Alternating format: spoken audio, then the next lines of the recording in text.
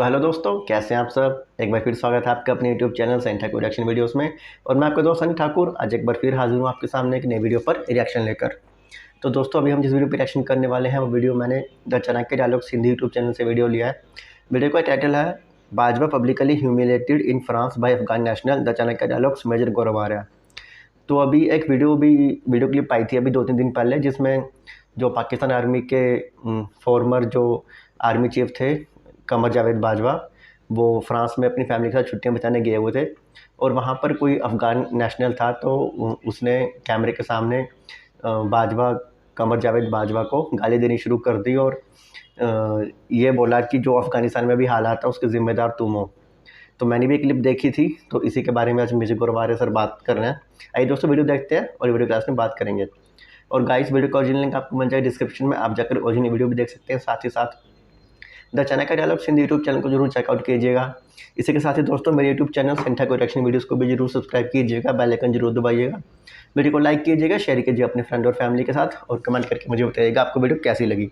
चलिए दोस्तों, वीडियो शुरू करते हैं। स्टार्ट। National security.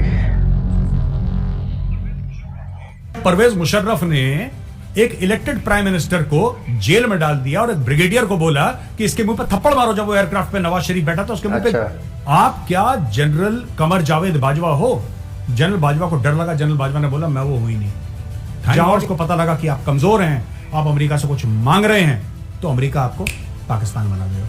और कश्मीरी पंडितों को कश्मीर से उनके साथ जेनोसाइड हुआ। जय दोस्तों, मैं हूं मेजर गौरव आर्या और आप देख रहे हैं द चाणक्य डायलॉग्स। इस वीडियो को लाइक करिए, हमारे चैनल को सब्सक्राइब करिए, बेल आइकन दबाना बिल्कुल मत भूलिएगा दोस्तों। सबसे पहले खबर शुरू हम करते हैं आज की, जो जनरल कमर जावेद बाजवा को फ्रांस के एक शहर में थे, अपनी वाइफ के साथ कहीं बैठे थे, एक अफगान नागरिक आता है, बद्दी गालियां। ये वीडियो अभी ऐसा क्यों हुआ, कैसे हुआ, इसके पीछे का इतिहास क्या है, मैं अगले 5-6 मिनट में आपको जनरल बाजवा के बारे में कुछ बताता हूं और पाकिस्तान में क्या हो रहा है और ऐसा क्यों हुआ ये बताता हूं। देखिए, यह बात सच है कि पाकिस्तानियों ने अफगानिस्तान में इंटरफियर करा और यही बात वो कह रहा है कि आपकी वजह से हमारे मुल्क में जो एक बिल्कुल जिस मुल्क में सुकून था, जिसमें सब कुछ था, आप लोगों की वजह से वहां पे आग लग गई। आप लोगों की वजह से वहां पे 40 साल से गृहयुद्ध जैसी स्थिति है, क्योंकि हां, पाकिस्तानियों ने पैसा लिया, उनके जर्नलों ने पैसा लिया, वहां पे अमेरिकी फौजों को जाने दिया, उनको बोला कि हां हम आपको प्रोवाइड करते हैं, सारी फैसिलिटी देते हैं, आप सिर्फ पैसे लाओ। ये सब करा इन्होंने और फिर उसकी खूब ऐश करी, अय्याशी करी पूरे पाकिस्तान ने, पूरे मुल्क ने अय्याशी करी इसकी। और वहां पे खून खराबा, यानी कि जिनको ये मुसलमान भाई बोलते थे उनको कटवा दिया खुद की जेब में पैसे डालने के लिए, और ये सबसे बड़े दुनिया के मुसलमान बनते हैं पाकिस्तानी। आप समझ रहे हैं कितनी बड़ी मक्कारी की बात है ये।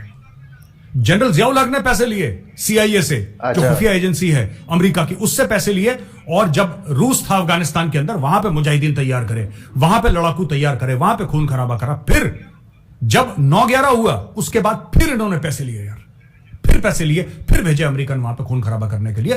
पाकिस्तान ने हर समय एक गंदे 2 टके के बिचौलिए जैसा व्यवहार करा है अफगानिस्तान के साथ, और यही वो अफगान नागरिक बाजवा से कह रहा है। तो सबसे पहले मैं आपको वीडियो नहीं दिखाऊंगा, उसमें गाली गलौच है और बाकी पश्तो मुझे समझ में नहीं आती। अच्छा, गाली गलौच ऐसी है कि कुछ ऐसी गालियां दी हैं जो भारत, पाकिस्तान, अफगानिस्तान में कॉमन है। वो सब वीडियो आप देख चुके हैं, सिर्फ फोटोग्राफ आपको दिखा रहा हूं। ये क्या कह रहा है इनसे, ये क्या कह रहा है जनरल बाजवा से, पहले एक बात समझ लीजिए। ये जनरल बाजवा से कह रहा है कि जनरल साहब सुनो मेरी बात, आप क्या जनरल कमर जावेद बाजवा हो? जनरल बाजवा को डर लगा। जनरल बाजवा ने बोला मैं वो हुई नहीं, मैं वो हुई नहीं। कुर्सी गई, पावर गई। फिर जब ये वीडियो बनाना इसने जारी रखा इस बंदे ने, तो फिर जनरल बाजवा कहता मैं पुलिस को बुला लूंगा। तो ये बंदा कहता है यार तुम पुलिस को बुलाने की बात कर रहे हो, थैंक गॉड यहां पे पुलिस है, पुलिस नहीं होती ना मैं यहीं पे मार लगानी थी तुम्हारी। ये बोल रहा है जनरल बाजवा को, ठीक है। और ये जनरल बाजवा को और पूरा अफगानिस्तान, पाकिस्तान ने क्या करा इसके बारे में गंदी गंदी गालियां दे रहा। अच्छा, पाकिस्तानियों को भी ये नहीं पता, पाकिस्तानी भी सपोर्ट कर रहे हैं यार। पाकिस्तानी कह रहे हो मजा आ गया जी, मजा आ गया, टाइट कर दिया बिल्कुल जनरल बाजवा को, टाइट कर दिया, फौजी को टाइट कर दिया। अरे बेवकूफ, तुम्हारे मुल्क की फौज का सरबराह था वो 6 साल, अच्छा था बुरा था जैसा भी था। ये इमरान खान ने ना ऐसा एक जहर डाल दिया पाकिस्तान की रगों में। ऐसी बात नहीं है कि वहां पे जहर था नहीं, इसने दूसरे किस्म का जहर डाल दिया कि औरतों के सामने गाली गलौज करो, और यही वो अफगान कर रहा है। पर अफगान ने जो बोला जो वो पठान ने बोला वो बात गलत नहीं बोली उसने, बात उसने बिल्कुल सच्ची सादी बोली। अब मैं आपको ये बताता हूं पाकिस्तानियों तुम्हारे साथ ऐसा होता क्यों है। तुम्हारे जब लीडर बाहर जाते हैं उनको गालियां पड़ती हैं, तुम्हारे आर्मी चीफ बाहर जाते हैं उनको गालियां पड़ती हैं, क्यों? अब मैं एक छोटा सा डेटा देता हूं और मैं चाहता हूं कि पाकिस्तानी इस डेटा पे रिएक्ट करें। Let's start. तो पाकिस्तानियों शुरू करते हैं ये गेम। मैं आपको भारत के पिछले 5 आर्मी चीफ जो अभी हैं जनरल मनोज पांडे, उनके पहले की 5 आर्मी चीफ्स के बारे में बताता हूं और उनकी लोकेशन बताता हूं। उनके पहले थे जनरल मनोज मुकुंद नरावने। जनरल नरावने का लोकेशन नई दिल्ली। उनके पहले जनरल बिपिन रावत जो वीर गति को प्राप्त हो गए, लोकेशन ऊटी तमिलनाडु इंडिया। उनके पहले जनरल दलबीर सिंह सुहाग, लोकेशन नई दिल्ली। उनके पहले general Bikram Singh former chief of army staff, location Chandigarh. उनके पहले जनरल विजय कुमार सिंह, लोकेशन नई दिल्ली। ये हमारे इनके पहले जनरल मनोज पांडे जो करंट आर्मी चीफ है, इनके पहले जो 5 थे उनकी ये लोकेशन है। पाकिस्तानियों मैं तुमसे पूछता हूं अपने 5 अभी जनरल आसिम मुनीर से पहले जो 5 आर्मी चीफ हैं उनकी लोकेशन बताओ। तुम कहते हो बड़ी अजीम कौम हो, तुम कहता है तुम्हारा मुल्क जो है, तुम कहते हो वो कलमा पल के बना है, तुम्हारे पास एटम बम है, लाल किले पे सब्ज हिलाली परचम लहराएंगे। लहराना बाद में, जो पहली लड़ाई होती है ना फौज की, वो इखलाक की होती है, वो लड़ाई तुम हार चुके हो। तुम्हारी फौज अजीम है ही नहीं। अगर तुम्हारी फौज अजीम होती तो तुम्हारी फौज के सरबराह पाकिस्तान में जीते, पाकिस्तान में मरते।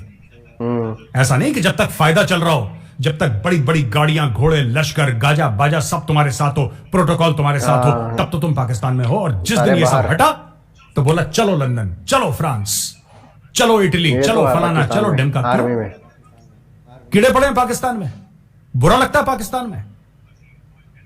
अजीम फौज है तुम्हारी, नंबर 1 की फौज है, घटिया फौज है, घटिया फौज है। हां, हमारे जर्नलों के पास तुम्हारे जर्नलों जैसे अय्याशी के पैसे नहीं है, काला पैसा नहीं है उनके पास। 3-3 बेडरूम के फ्लैट में रहते हैं। मैंने जनरल बिपिन रावत का घर दिखाया था द चाणक्य डायलॉग्स में, जाके ऊपर देख सकते हैं आप लोग। सिंपल जिंदगी जीते हैं, इसलिए उनकी इज्जत है। जब हमारे आर्मी चीफ रिटायरमेंट के बाद जब सड़क पे चलते हैं ना, लोग आके उनके पैर छूते हैं और तुम्हारे यहां उनके मुंह पे थूकते हैं। वहां पे उल्टा ही है पाकिस्तान में। अच्छा दोस्तों, तो ये तो हुआ पाकिस्तान का जनरल कमर जावेद बाजवा ने जो भी कुछ करा, और पाकिस्तान में 2 धड़े बन गए। अरे साहब, एक कह रहे हैं बहुत अच्छा हुआ, जो इमरान खान के सपोर्टर कह रहे बहुत अच्छा हुआ, हमारे आर्मी चीफ को जलील करा। दूसरे कह रहे नहीं साहब ये तो बहुत बुरा हुआ।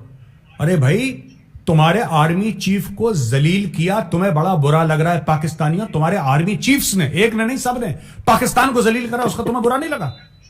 जब परवेज मुशर्रफ ने एक इलेक्टेड प्राइम मिनिस्टर को जेल में डाल दिया और एक ब्रिगेडियर को बोला कि इसके मुंह पे थप्पड़ मारो, जब वो एयरक्राफ्ट पे नवाज शरीफ बैठा था उसके मुंह पे एक ब्रिगेडियर ने थप्पड़ मारा, तब तुम्हारी गैरत नहीं जागी, तब पाकिस्तान की बेइज्जती नहीं हुई, तब तो मिठाइयां बांट रहे थे तुम लोग, भगड़े डाल रहे थे सड़क पे, लुड़ियां पा रहे थे। जब जनरल जियाउल हक ने बोला कि शरिया नाफिज होगा, लोगों को कोड़े लग रहे थे, तब तुमने बोला क्या मुसलमान है, मर्द मोमिन, मर्द हक, जियाउल हक, जियाउल हक।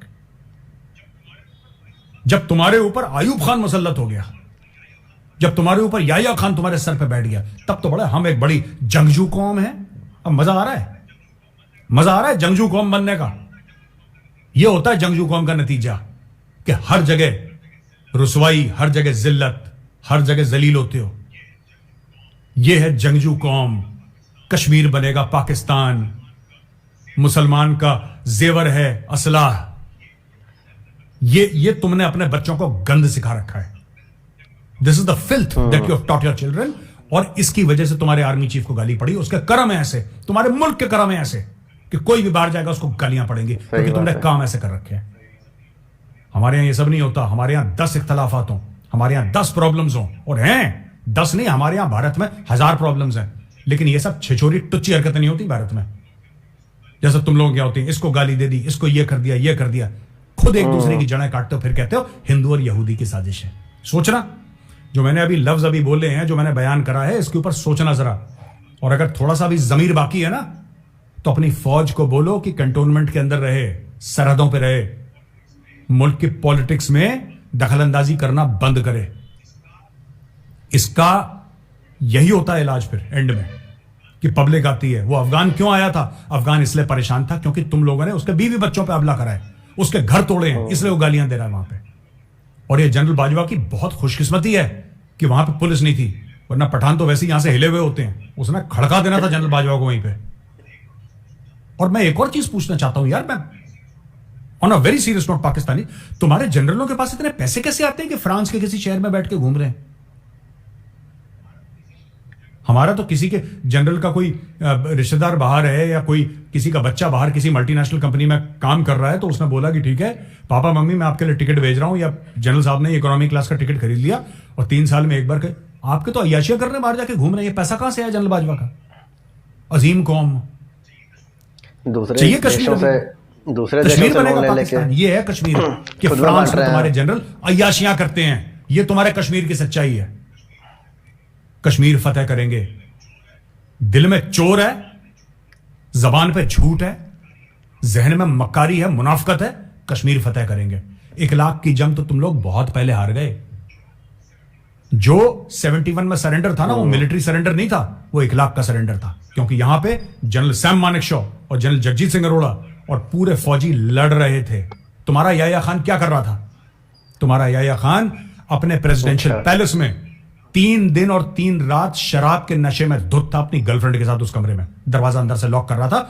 और उसके स्टाफ ऑफिसर्स की इतनी हिम्मत नहीं थी कि ऑनरेबल प्रेसिडेंट को जगा दें, ऑनरेबल आर्मी चीफ को जगा दें, बोले जनाब सरेंडर हो रहा है ढाका में। ढाका का जो सानेहा हुआ है, जो आप लोगों की फौज की दुर्गति हुई है पाकिस्तानियों, मैं एक बात बताता हूं आपको, जो पाकिस्तानी जो आम फौजी था ना, जिसने हथियार डाला है, जो सिपाही था, सिपाही नहीं हारा 71 में, आपकी कौम का 1 लाख हारा है। क्योंकि आप में वो इज्जत वो गैरत वाली बात है ही नहीं। बस बातें करवा लो, बातें करवा लो, फिलिस्तीन में ये कर देंगे, ये कर देंगे, वो कर देंगे। तुम्हारी औकात यही है, गाली गलौज करो, औरतों की फोटोग्राफ उनके वीडियो निकालो, इससे ज्यादा तुम लोग कुछ नहीं कर सकते। तुम्हारी कौम कुछ प्रोड्यूस नहीं कर पाई। ठीक है, अब मैं दूसरी खबर पे आता हूं। विवेक रघुवंशी एक इंडियन नेवी का रिटायर्ड कमांडर है, और विवेक रघुवंशी कोई डिफेंस मैगजीन के लिए काम करता था जो कि यूएस बेस्ड है। उसके खिलाफ सबूत मिले और सीबीआई ने ऑफिशियल सीक्रेट्स एक्ट के तहत उसके ऊपर केस लगाया। उसके ऊपर केस लगाया, उसको अरेस्ट कर लिया गया। तो जब राहुल गांधी जी गए अमेरिका, तो वहां पे ये विवेक रघुवंशी का एक बंदा जो कहता है राहुल गांधी जी से कि सर मैं पिछले 30 साल से विवेक के साथ काम करता हूं, आपकी सरकार ने क्या कर दिया, एक बंदे को अरेस्ट कर लिया, जर्नलिस्ट को अरेस्ट कर लिया। आपको क्या लगता है भारत में फ्रीडम ऑफ प्रेस है भी कि नहीं है? राहुल गांधी ब्लैंक। राहुल गांधी कहते हैं अब आप देख सकते हैं भारत में क्या हाल है फ्रीडम ऑफ प्रेस का। यही तो बात मैं कह रहा हूं। राहुल जी एक बात बताइए, आप एक जासूस को सपोर्ट करेंगे? मोदी जी से इतनी नफरत हो गई, इतनी नफरत हो गई कि आप जासूसों को सपोर्ट करेंगे। जो देश की जड़ें खोखली कर रहा है उस जासूस को सपोर्ट करेंगे आप। आप ये बोलेंगे साहब कोई बात नहीं, कुछ नहीं फर्क पड़ता, अब देख लेना मैं जासूसी को भी सपोर्ट करूंगा। तो क्या हुआ अगर डीआरडीओ के प्लान ये निकाल रहा है?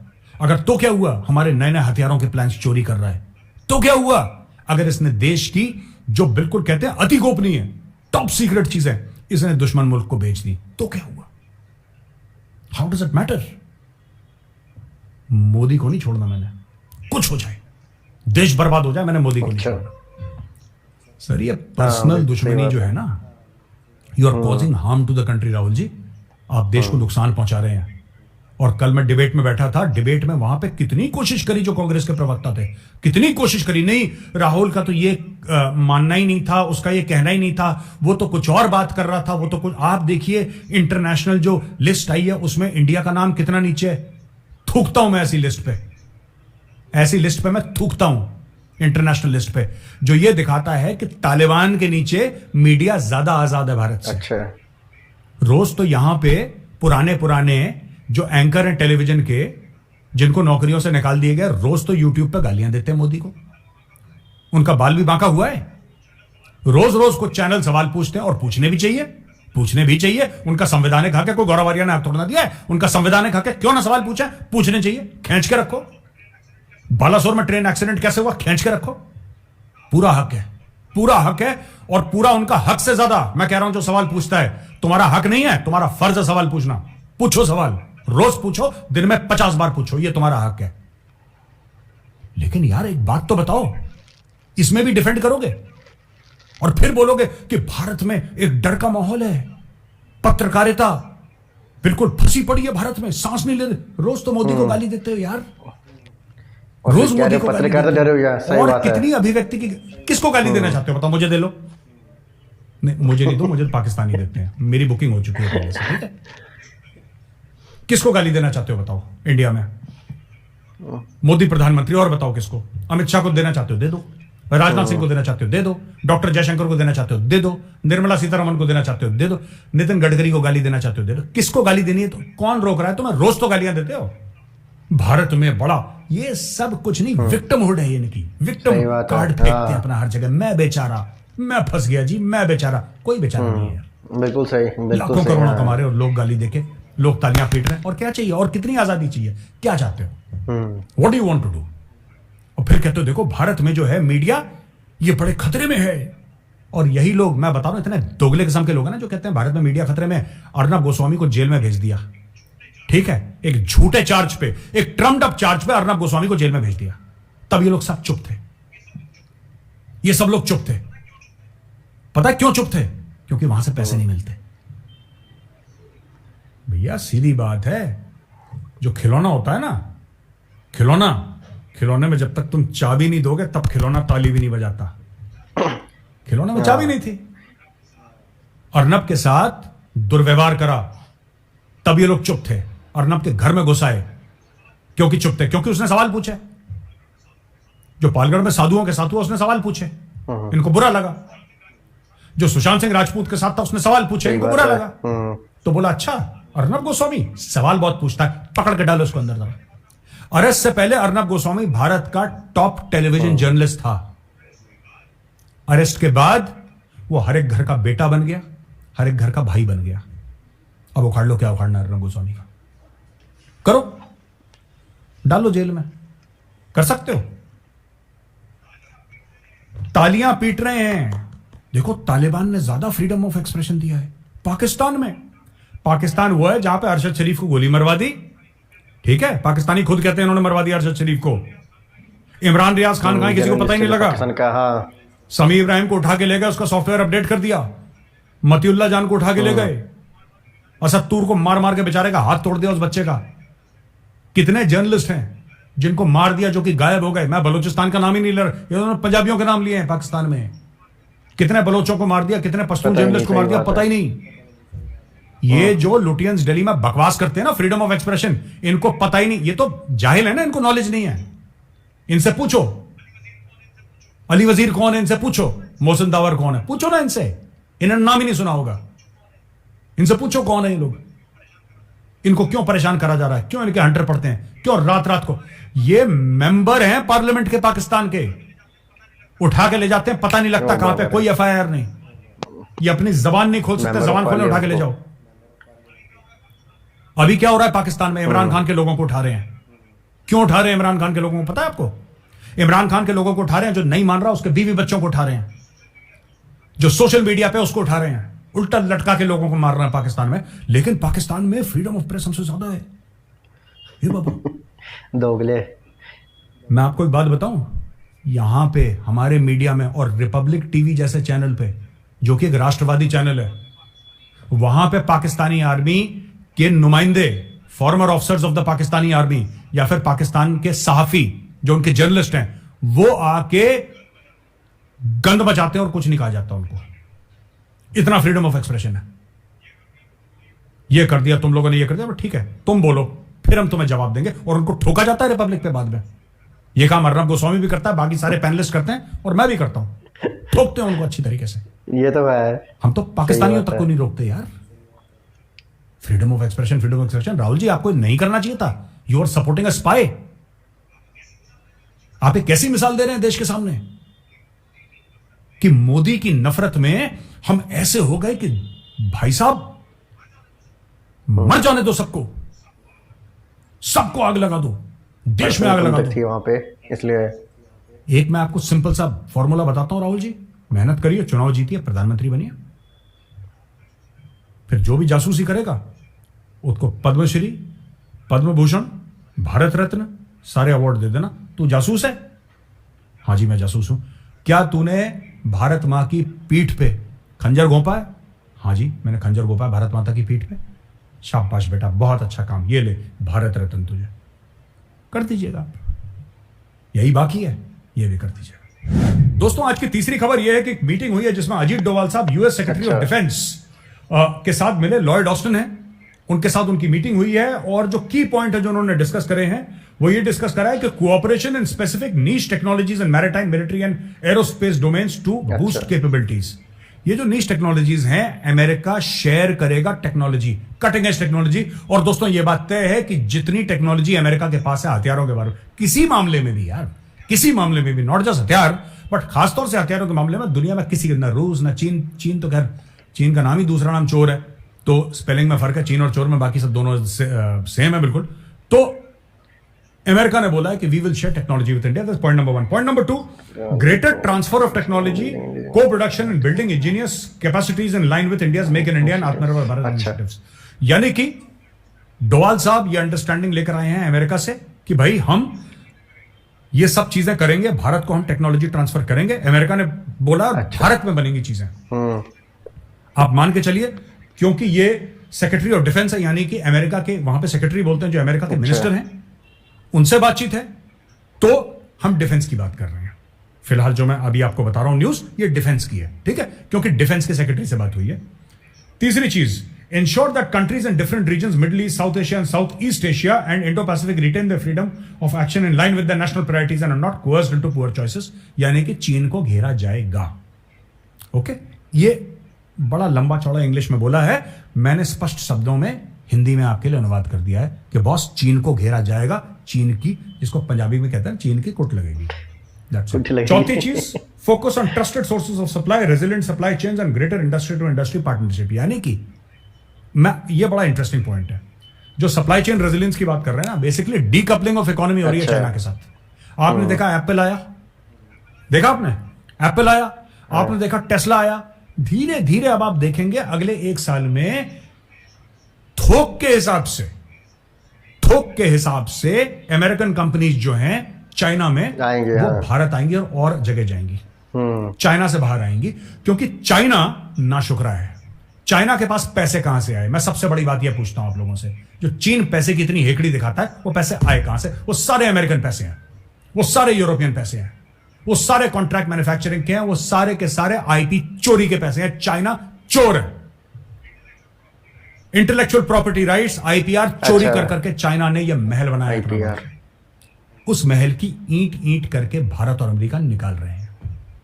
यह स्टोरी चल रही है, इसलिए डोभाल साहब गए हैं, चाइना के जो महल बनाया ना उसकी ईंटें निकाल रही हैं। इसके अलावा एक और पॉइंट है दोस्तों, take a strategic approach to global challenges through whole of government efforts including through people to people societal relations. Basically इसमें यह चक्कर यह है कि आपस में जो ट्रस्ट डेफिसिट है इंडिया और अमेरिका के बीच में, और मैं आपको विश्वास दिलाता हूं अपने बारे में, कम से कम एज एन इंडिविजुअल, मैं भी अगर अमेरिका से कोई भी चीज होगी तो दोनों आंखें खोल के, मैं अमेरिका पे पूरा भरोसा नहीं करता, क्योंकि अमेरिका का ट्रैक रिकॉर्ड बड़ा खराब है। यही चीज है कि पीपल टू पीपल इंटरेक्शन।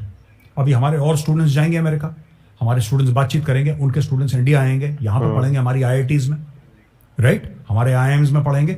ये सब चलेगा अभी, दिस विल कंटिन्यू कि और सोसाइटी एनमेश हो जाए। लेकिन फिर भी मेरा एक मानना है, अमेरिका के साथ हाथ मिलाओ, हाथ मिलाने के बाद एक बार अपनी उंगलियां गिन लेना। America is not a trustworthy partner. जब तक आप स्ट्रेंथ की पोजीशन में हैं अमेरिका के साथ, अगर आप स्ट्रेंथ की पोजीशन नेगोशिएट कर रहे हैं, ठीक है ना, अगर आपकी बातचीत हो रही है और आप एक ताकतवर स्थिति में हैं, तब अमेरिका आपकी इज्जत करेगा। जहां उसको पता लगा कि आप कमजोर हैं, आप अमेरिका से कुछ मांग रहे हैं, तो अमेरिका आपको, ये वाली बात बिल्कुल सही कही गौरव सर ने कि अमेरिका पर कभी भी आंख मूंद कर भरोसा नहीं करना, क्योंकि बेशक अभी अमेरिका इंडिया को अपना बहुत खास दोस्त बता रहा है, पर अमेरिका जो है वो मतलब एक छुपा रुस्तम है। वो जब तक उसको अपना फ़ायदा दिखता है तब तक उस देश के साथ रहता है, जब उसको वहाँ फ़ायदा नहीं दिखता या उसको दिखता है कि अब घाटा हो रहा है, वो चुपचाप पतली गली से उस देश से निकल लेता है और पीछे चाहे जो मर्जी होता रहे। पाकिस्तान में ऐसा किया, अफगानिस्तान में ऐसा किया, और ये बात बिल्कुल मेजर गौरव हमारे सर बिल्कुल सही कह रहे हैं। उन्हें पता पाकिस्तानी भिखारी हैं, वो भिखारी की तरह ट्रीट करते हैं, उनको पता है इंडिया अपने पैरों पे खड़ा है, इज्जत के साथ ट्रीट करते हैं। और ये सब क्यों हो रहा है अभी? क्यों गए डोवाल साहब वहां पे? डोवाल साहब इसलिए गए हैं क्योंकि प्रधानमंत्री 22 तारीख को वहां पे कांग्रेस को एड्रेस कर रहे हैं। ज्वाइंट सेशन हो रहा है कांग्रेस का, बड़ी इज्जत की बात है।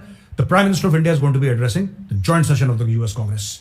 इसलिए पहले सारी डील, और उसके बाद जो प्रेसिडेंट से मीटिंग होगी, डिनर होगा व्हाइट हाउस में, पता नहीं क्या क्या होगा, उसमें ये सब चीजें अनाउंस करी जाएंगी। डोवाल साहब बिल्कुल सेट करके आ गए मामला, ठीक है। जयशंकर साहब सेट करके आ गए मामला। और यही होता है जब दो बड़े लोग मिलते हैं ना, जब हेड्स ऑफ स्टेट मिलते हैं, तो उनके जो सेकंड लाइन होती है, जैसे कि डोवाल साहब हो गए, जयशंकर साहब हो गए, ये सब लोग पहले से सब कुछ सेट करके जाएंगे और आगे फिर इसको ले जाएंगे कि वहां पे सिर्फ सिग्नेचर हो, फोटो ऑप हो, हाथ वाथ मिलाना, बाकी डील पहले हो जाएगी। तो दोस्तों ये थी आज की 3 मुख्य खबरें। अब मैं आ जाता हूं सवाल और जवाब पे। जैसा मैंने वादा करा था, मैं फिर आपसे बोलूंगा, मैं माफी चाहता हूं, पहले मैंने बोला था लेकिन वो हो नहीं पाया कई कारणवश। अब हम आपके सवाल और जवाब का सिलसिला शुरू करते हैं। इनका नाम है complete whack job. Well done sir, जबरदस्त नाम है आपका, कंप्लीट वैक जॉब। जय हिंद मेजर साहब from Japan. My question to you is regarding recent normalization of ties between Japan and South Korea, which is big news over here. Of course, there are many factors behind this, including North Korea and China. How do you think this kind of realignment can benefit India, and what kind of role can India play in this region in the future? जय Hind. Complete whack job ये शायद Japan से हैं। ये कह रहे हैं कि जी जापान और साउथ कोरिया के बीच में नॉर्मलाइजेशन हो गया है। पहले थोड़ी सी कशीदगी थी, थोड़ा सा खींचातनी थी, अब वो चीजें नॉर्मलाइज हो गई हैं। अब आप बताइए इससे भारत को क्या फर्क पड़ेगा, ये ऐसा क्यों हुआ? देखिए साहब, कंप्लीट वैक जॉब जी, यार आप अपना असली नाम लिख दो ना, मेरे लिए आसान होगा। मुझे मैं कंप्लीट वैक जॉब जी बोल रहा हूं आपको, तो मुझे भी थोड़ा सा और लग रहा है। लेकिन तो कंप्लीट वैक जॉब जी ऐसा है कि the main thrust is China. आपका जो एनालिसिस है गलत नहीं है, बिल्कुल सही है। I agree with your analysis, ठीक है। और North Korea is nothing but an extension of China, Pakistan is nothing but an extension of China. ये दो हैं, राइट। जब चाइना बोलता है भौंको, ये भौंकते हैं। जब चाइना बोलता है काटो, ये काटते हैं। जब बोलता है पंजे मारो, पंजे मारते हैं। They are dependent on China for their livelihood. अगर चाइना अपना आशीर्वाद हटा ले नॉर्थ कोरिया से, नॉर्थ कोरिया कल दुनिया के नक्शे से गायब हो जाए। नॉर्थ कोरिया ये मिसाइल फिसाइल ना, किम जोंग जितना भी हीरो पंथी करता है, ड्रामा करता है, चाइना सपोर्ट करता है, चाइना सपोर्ट करता है पीछे से नॉर्थ कोरिया को। अमेरिकन का दुनिया मिलकर निपटा देगी नॉर्थ कोरिया को, लेकिन चाइना का हाथ है। इसलिए नाउ बात यह है कि चाइना का खतरा जापान को भी है और नॉर्थ कोरिया का खतरा साउथ कोरिया को भी है। और नॉर्थ कोरिया के पीछे कौन खड़ा है? चाइना। अभी हमारा 1 मिनट पहले डिस्कशन हुआ था। अब बात यह है कि जब ये दोनों मिल जाएंगे ना, तो they will be able to face the threat better. ये छोटे मोटे हमारा ये सब छोड़ो, इसकी कोई वैल्यू नहीं है। बड़ा डेंजर चाइना है। मिल जाओ, एकत्रित हो जाओ, एक हो जाओ, साथ मिल जाओ और चाइना का बैंड बजाओ। That is the flavour of the season ladies and gentleman. चाहे वो क्वाड हो, चाहे वो ऑकस हो, चाहे वो साउथ कोरिया और जापान का हैंडशेक हो, जो कुछ भी हो दुनिया में, अब सब चाइना के पीछे पड़ गए राशन लेके। क्योंकि चाइना की हरकतें ऐसी थी। चाइना ने बहुत फायदा उठाया, बहुत लोगों को दबाया है, बहुत परेशान कराया लोगों को। अब लोग कह रहे हैं बॉस और कुछ नहीं। आप यही तो कह रहे हो कि साउथ कोरिया अपने आप में कमजोर है। आओ जापान, आप भी मिल जाओ। आओ ऑस्ट्रेलिया, आप भी मिल जाओ। फिलीपींस, आप भी मिल जाओ। मलेशिया, आप भी मिल जाओ। अब बताओ, तो अब चाइना सोचेगा तो 5-5 हैं। ये स्टोरी चल रही है, ठीक है। दूसरा विशेष राय जो क्वेश्चन है वो है विशेष राय। विशेष राय जी कहते हैं, major sir, I have observed geopolitics for a while now. I am really interested to listen your opinion on China Taiwan war in respect to India, as China might attack Taiwan in the coming years. How would it impact India? I really appreciate your work in educating our youth the right way. विशेष राय जी, बहुत बहुत धन्यवाद आपका, आपने सवाल पूछा, thank you very much. अच्छा, ये ना चाइना, देखिए बात ये है कि मैं आपको बार बार कह रहा हूं, ठीक है, मैं दुनिया को बार बार कह रहा हूं। और किसी ने मुझे एक वीडियो भेजा था, मैं वो चला तो नहीं सकता, लेकिन जो कमला हैरिस है, उनका भी यही एक टॉक में उन्होंने यही बोला था कि जब से लोगों ने देखा है कि अमेरिका किस तरीके से अफगानिस्तान छोड़कर गया। अफगानिस्तान छोड़ना कोई बात नहीं है, क्या आप अफगानिस्तान आपने छोड़ दिया, वो तो जाना ही था एक दिन अमेरिका, वहां पे सेटल प्लॉट थोड़ा कर दिया अमेरिका ने। वहां पे जिस तरीके से ये लोग छोड़ के गए, बगराम एयरबेस छोड़ के चले गए, रातों रात गायब वहां पे हो गए। लोगों को लगा कि यार यहां पे वैक्यूम है दुनिया में, यहां पे जिसको कहते हैं ना, हम लोग हिंदी में आपने पढ़ा होगा, रिक्स्थान की पूर्ति पढ़ा आपने, रिक्स्थान फिल इन द ब्लैंक्स, वही है। जियोपॉलिटिक्स में रिक्स्थान की पूर्ति का मामला है पूरा का। आप इस लाइन को याद कर लेना, आपको आधी जियोपॉलिटिक्स समझ में आ जाएगी। रिक्स्थान की पूर्ति, आप वैक्यूम छोड़ेंगे, कोई ना कोई उसमें पैर रख देगा। कल अगर इंडिया हट जाए अफगानिस्तान से, कोई और इंडिया की जगह ले लेगा। लोग बैठे हैं, आपको अपनी जगह प्रोटेक्ट करनी है, अपना इन्फ्लुएंस और दबदबा दुनिया भर में फैलाना है। मोदी जी के लिए ये काम दो लोग करते हैं, डॉक्टर एस जयशंकर, अजीत डोभाल और सर। श्री अजीत डोभाल कीर्ति चक्र। ये दो हैं मोदी जी के लेफ्ट और राइट हैंड, जो मोदी जी के लिए काम करते हैं कि एक जगह पैर रखा, दबदबा दबाया, फिर दूसरी जगह पैर रखा, अपना दबदबा, अपना स्फेयर ऑफ इन्फ्लुएंस बढ़ाया, भारत को पूरी दुनिया में किस तरीके से फैलाना है, ये दो लोग ये काम कर रहे हैं, आपके मिनिस्टर ऑफ एक्सटर्नल अफेयर्स और नेशनल सिक्योरिटी एडवाइजर। तो किसी का भी ये सोचना, राइट, कि जैसे आपने ये पूछा ना कि चाइना विल अटैक ताइवान, देखिए चाइना ताइवान को तब अटैक करेगा जब चाइना को लगेगा कि इसके कोई रिपरकशन नहीं है। चाइना को बड़ा डर लगता है लाशें देख के, चाइना डेड बॉडीज नहीं देख पाते, रशिया देख लेता है डेड बॉडीज अपने खुद के लोगों की। चाइना को, वो चाइनीज सॉफ्ट हो गए यार, 30-40 साल से जो नई नस्ल आई है, जो नई फसल आई है चाइना की, वो लड़ने वाली फसल नहीं है। अब ये चाइनीज लड़ने वाली कौम नहीं रह गए, ये सिर्फ आंखें दिखाते हैं। अगर चाइना को ये लग जाए ना कि हमें डैमेज है, तो चुप हो जाएंगे। और मेरा यही मानना है, मैं बार बार ये कहता हूं, चाइना को कर दो एक बार डैमेज, एक बार इनकी 1-2 पनडुब्बियां टाइट कर दो, और जो इनके बड़े बड़े जहाज जाते हैं ना, 10,000 रेफ्रिजरेटर लेके, 10,000 टेलीविजन लेके जा रहे हैं, बड़े बड़े पानी के जहाज जा रहे हैं, 1-2 डाल दो फ्रिज पानी के नीचे, 5,000 फुट पानी के नीचे डाल दो एक बार, मैं बता रहा हूं चाइनीज टाइट हो जाएंगे। मार दो एक ब्रह्मोस मिसाइल घुस के इनका, कि पूरे मोबाइल फोन या माइक्रोवेव ओवन या जो भी ये लोग भेज रहे हैं ना अमेरिका, बीच में पकड़ो, मलाका स्ट्रेट के आसपास, साउथ चाइना सी, इधर कहीं इंडियन ओशन के आसपास पकड़ो, मारो एक ब्रह्मोस मिसाइल बीच में, खत्म कर दो उसको, पूरे जहाज को। चाइना को एक मैसेज मिल जाए। क्या करेगा चाइना यार, करेगा क्या? मैं आज तक लोग कहते हैं चाइना को यार ये नहीं करना, ऐसा नहीं करना, चाइना बुरा मान जाएगा। मैं चाइना करेगा क्या ये तो समझाओ मुझे, करेगा क्या चाइना? न्यूक्लियर वेपन इस्तेमाल करेगा? I don't think so. करेगा क्या चाइना? चाइना कक नहीं करेगा। पर अगर आप चुप रहोगे, अगर आप सुनते रहोगे, तो चाइना फिर ट्राई करेगा, फिर ट्राई करेगा, फिर ट्राई करेगा। मैं बार बार आपको नाम लेता हूं ना, जनरल सगत सिंह का, याद है? मैं नाम लेता हूं जनरल सगत सिंह का। जनरल सगत सिंह ने 1967 में, भाई साहब जो आलू छीलने वाला होता है ना, जिससे आलू छीलते हैं, वो चाकू नहीं होता आलू छीलने वाला, जनरल सगत सिंह ने आलू छीलने वाले से लेके चाइनीज आर्मी की खाल निकाल दी थी पीएलए की पीठ की। अच्छा, आज 2023 है, जनरल सगत सिंह उनके सपने में आता है कि कौन आदमी जिसने हमारे साथ इतना बुरा कर दिया। अब पढ़ना कभी जनरल सगत सिंह के बारे में, और नथुला की लड़ाई में जनरल सगत सिंह ने क्या करा था इनके साथ यही होना चाहिए। इनको डिप्लोमेसी, इनको अच्छी बातें चाइना को कि हम लोग ये बात, इनको ये चाहिए ही नहीं। मैं बता रहा हूं, इनको चाहिए डोज, इनको चाहिए 3 दिन की एंटीबायोटिक, ठीक है? और इनका डॉक्टर होना चाहिए जनरल सगत सिंह टाइप, जो उनको सिखा दे, इनकी औकात याद दिला दे चाइनीज को। आलू छीलने वाले चाकू से उनकी पीठ छील दी, क्या बात है। अच्छा, शैलेश कुमार व्यास, शैलेश जी नमस्कार, जय हिंद। Respected sir, my name is Rutul. अच्छा, रुतुल व्यास, रुतुल, पहले आपने शैलेश कुमार लिखा, फिर आपने रुतुल लिखा, कोई बात नहीं, you make up your mind and then we'll answer your question also. तब तक आप, you can make up your mind, आपका नाम क्या है? 19-year-old software engineering student in Toronto from Gujarat. अच्छा, गुजरात के हैं आप, रुतुल भाई, केम छो? My question, does India have a plan to take back POK and Gilgit-Baltistan back from Pakistan in the coming years, or do you think it's going to take more than 3 decades as India is mainly focusing on its economy, increasing its global footprint around the world through trade and diplomacy? Please explain. ये सवाल तो मेरे मन में भी आता है, गिलगिट-बाल्टिस्तान वाला। रुतुल जी, स्टोरी ऐसी है कि मुझे नहीं लगता कि इंडिया पीओके को डायरेक्ट मिलिट्री एक्शन में अटैक करेगा, पर हां, मुझे ऐसा लगता है कि एक प्लान है पीओके वापस लेने का। हमें तो इससे मतलब है कि पीओके और गिलगिट बाल्टिस्तान वापस आ जाए। वो कैसे आए हमें उससे मतलब नहीं है, ठीक है? वो सरकार के ऊपर, वो मोदी जी का हेडेक है, वो कैसे लेना चाहें, क्या करना चाहें, दैट्स अप टू हिम। और ये होगा, मुझे पूर्ण विश्वास है कि होगा, राइट? और ये किस तरीके से होगा मैं आपको बताता हूं। पाकिस्तान अंदर से इतना कमजोर हो जाएगा, हम इतना कमजोर कर देंगे पाकिस्तान, हमें कोई जरूरत नहीं है किसी भी टीटीपी फीटीपी को 1 रुपए भी देने की। क्या औकात है टीटीपी की यार? भारत का इतना बड़ा रुतबा है दुनिया में। पाकिस्तानी कहते हैं, ओ भाई साहब आप तो टीटीपी को सपोर्ट कर रहे हैं, ओ भाई साहब तहरीक तालिबान पाकिस्तान एक दहशतगर्द गिरोह है जिसको भारत फंड। फालतू की बातें करते हैं, लाहौरी, एजुकेटेड तो है नहीं ये लोग, ठीक है? हमें क्या जरूरत है, हमें क्या जरूरत है भाई? भारत की इतनी रिस्पेक्ट है, अगर कल ये दाग हमारे ऊपर लगता है कि हम टीटी को सपोर्ट करते हैं, तो क्या भारत की इमेज के लिए अच्छा है कि आप दहशतगर्द तंजीमों को?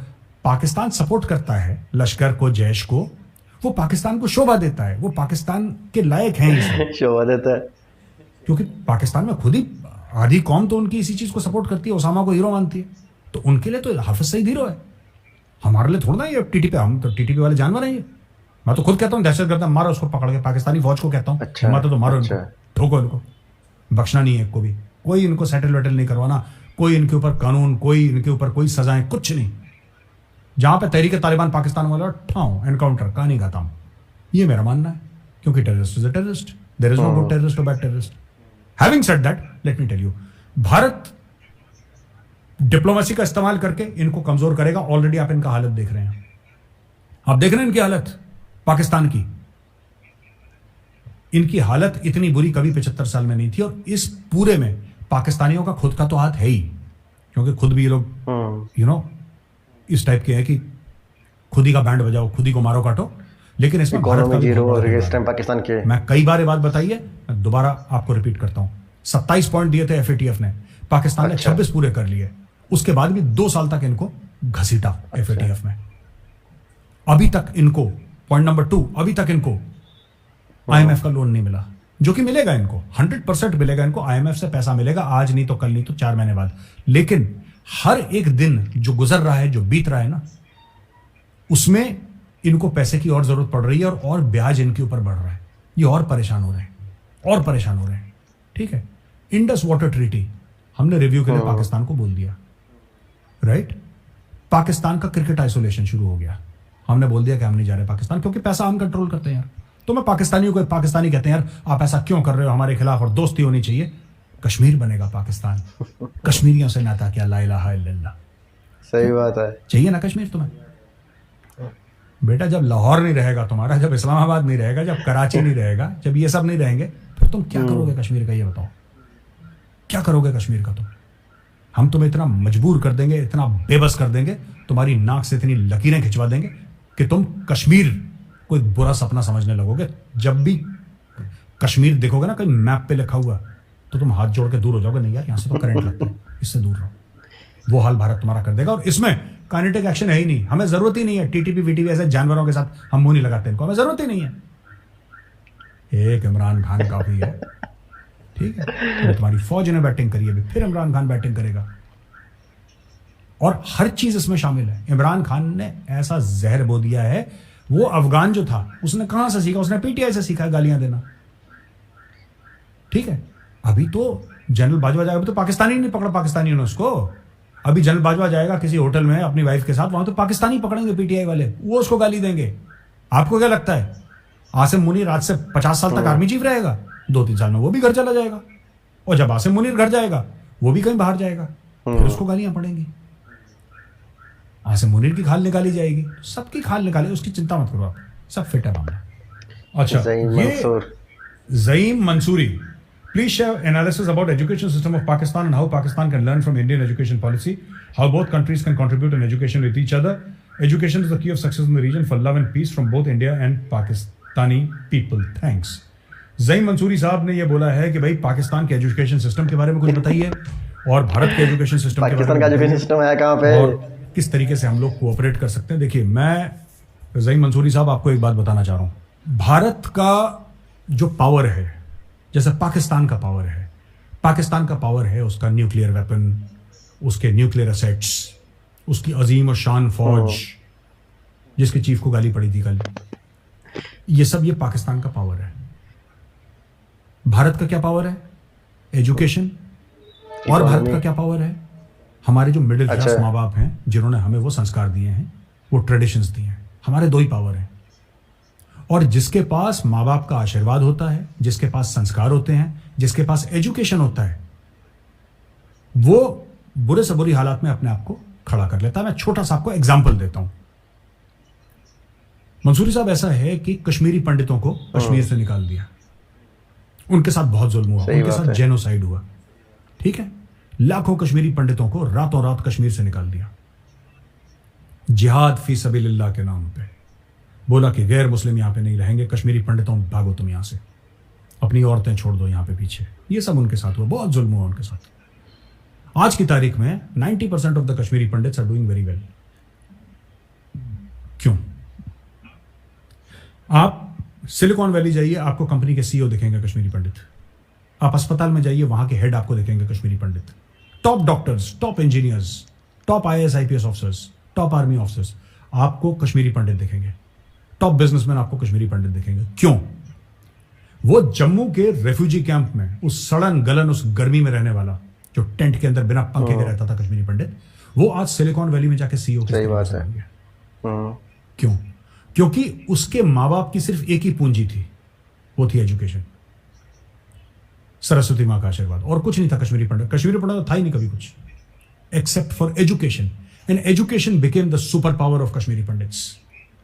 एंड कश्मीर, अगर आप कश्मीरी पंडितों को देखें as an example, that is the super power of India. इसलिए टॉप कंपनीज में जो सीईओ है वो इंडियंस है, नासा में इंडियंस है। क्यों? एजुकेशन। किस तरीके से पार्टनर कर सकते हैं पाकिस्तान के साथ? मुझे नहीं लगता कि हमें पार्टनर करने की जरूरत है, क्योंकि पाकिस्तान का एजुकेशन सिस्टम बहुत खराब है, बहुत ही ज्यादा खराब है। आपके यहाँ तो पता नहीं कैम्ब्रिज वो अलग है, ऑक्सफोर्ड अलग है, सरकारी अलग है, मदरसे का अलग, पता नहीं क्या 15 तो आपके एजुकेशन सिस्टम है। और एजुकेशन पे आप लोग इतनी तवज्जो देते भी नहीं है। आप लोग देखिए, जिस पे आप तवज्जो देंगे, आप अगर मैं पाकिस्तानियों के, आपसे मेरी मुराद पाकिस्तानी जिन्होंने सवाल पूछा, मैं उनको नहीं बोल रहा, मैं पाकिस्तानियों से बात कर रहा हूं कि भाई आप लोगों ने कभी एजुकेशन सिस्टम पे जोर नहीं दिया, आपने जिहाद के ऊपर बिल्कुल सही। तो आ गए जिहादी, लश्कर, जैश, ये सब बन गए। आप कोई भी मुल्क जिस चीज पे जोर देगा उस चीज में वो बढ़िया हो जाएगा। इंडिया ने एजुकेशन पे जोर दिया, इंडिया उसमें आगे चला गया। आपने जिहाद पे जोर दिया, आप जिहाद पे आगे चले गए। तो उसमें ऐसा कुछ भी नहीं है। और आखिरी चीज जो आपने पूछी मंसूरी साहब, आप यू नो कि education is the key of success in the region for love and peace. मुझे ये love and peace between India and Pakistan, मुझे लगता है कि नहीं होने वाला है। मुझे लगता है ये ये मुश्किल है बहुत, ये लव एंड पीस वाला मामला जो है ये होगा नहीं, क्योंकि there is too much of distrust. और इंडियंस को एक बात समझ में आ गई है पिछले 7-8 साल में ना, कि we are very happy without Pakistan. हमें पाकिस्तान की जरूरत है नहीं किसी भी फील्ड में, हमें है ही नहीं जरूरत। अब जब जरूरत है, एक बात बताइए, अगर आपको किसी चीज की जरूरत नहीं है तो आप बाजार में क्यों जाएंगे उस चीज को? आपको रिक्वायरमेंट ही नहीं। सही बात है। पाकिस्तान की जरूरत नहीं है, I am very sure Pakistan को भारत की भी जरूरत नहीं है, I am very sure. India does not need Pakistan, Pakistan does not need India. कहानी खत्म हो गई। क्यों ये प्यार मोहब्बत इसकी? आप जो पाकिस्तानी हैं अपने घर में रहें और जो इंडियंस हैं वो अपने घर में रहें, दैट्स इट। दूर दूर से दुआ सलाम राम राम, दैट्स इट। और कुछ नहीं, इससे ज्यादा कोई इन्वॉल्वमेंट नहीं होनी चाहिए। और एजुकेशन सिस्टम हमारा, क्योंकि हम तवज्जो देते हैं एजुकेशन सिस्टम में, यहाँ पे जो मिडिल क्लास पेरेंट्स हैं वो अपने गहने अपने जेवर बेच देते हैं, बाप अपना मकान गिरवी डाल देता है बच्चे को पढ़ाने के लिए। एक ऐसी सोसाइटी है इंडिया में जहां पे माँ जो है अपने जेवर, अपना मंगलसूत्र गिरवी रख देती है कि मेरी बेटी, मेरा बेटा IIT जाएंगे, ऑल इंडिया मेडिकल इंस्टीट्यूट जाएंगे पढ़ने के लिए, IIM जाएंगे पढ़ने के लिए। आप ऐसी कौम को कैसे हरा सकते हैं? You cannot defeat such a people, it is impossible to defeat such a people. यार उसके साथ पे माँ बाप का आशीर्वाद है यार, यू कैनॉट, आप कोई नहीं हरा सकता ऐसी कौम को। और यही हमारे माँ बाप, हमारे मिडिल क्लास वैल्यूज, हमारे संस्कार, हमारा एजुकेशन, यही हमारी सुपर पावर है। पाकिस्तान को उनके न्यूक्लियर बम मुबारक। तो दोस्तों, आई होप आपको ये एपिसोड पसंद आया होगा। अगर ये एपिसोड पसंद आया तो लाइक का बटन दबाइए, सब्सक्राइब करिए, बेल आइकन दबाना बिल्कुल भी मत भूलिएगा दोस्तों। जय हिंद, वंदे मातरम, भारत माता की जय।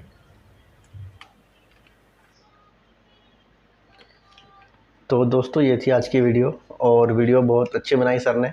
लास्ट में जो सर से क्वेश्चन पूछे गए थे उनके आंसर भी दिए सर ने।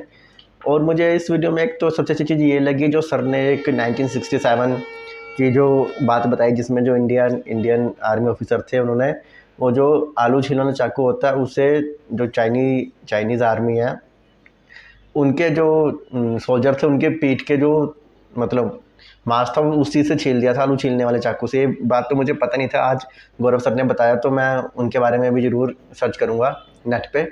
और दूसरी चीज़ ये जो स्टार्टिंग हुई थी वो इस चीज़ से कि जो आर्मी चीफ था पाकिस्तान का, फोरमा, जिसे यूरोप में गालियाँ पड़ी फ्रांस में एक अफगान नेशनल से, तो अभी तो जो मेजर गौरव वाले सर ने बताया कि अभी तो उसको अफगान नेशनल मिला, अगर कहीं उसको PTI वाले मेंबर मिलेंगे, जो PTI के मेंबर्स हैं, इमरान खान की पार्टी को सपोर्ट करते हैं और जो पाकिस्तान से बाहर रहते हैं, यूरोप में रहते हैं, जब वो बाजवा कहीं उनको मिल गया सड़क पे चलता हुआ या कहीं और यूरोप में, अमेरिका में, लंदन में, तो वो तो इनकी बाजवा की और खिंचाई करेंगे।